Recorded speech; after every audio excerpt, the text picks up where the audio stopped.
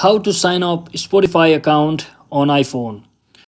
How to sign up Spotify. So hello guys, welcome back to my YouTube channel. In this video, I'll be showing you how you can easily sign up your Spotify account on your iPhone. So first thing, simply head over to your Spotify application on your iPhone and you'll see the option called continue with Apple ID. So since you are familiar with Apple ID, as you have to create your Apple ID to start your iPhone, so simply tap on continue with Apple and you can either choose two option, that is share my email, or you can also hide your email. So just do any of your choice and just click on continue and just click on continue with passcode if your passcode doesn't match. So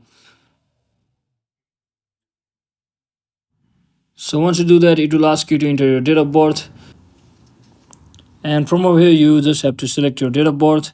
So let me just select my date of birth over here and just click on continue and just select your gender and just enter your name from over here just like this,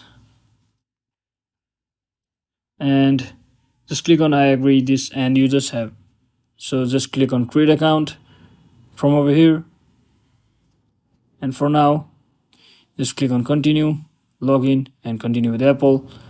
So it will again ask me to log in to verify. So let me just enter my passcode over here.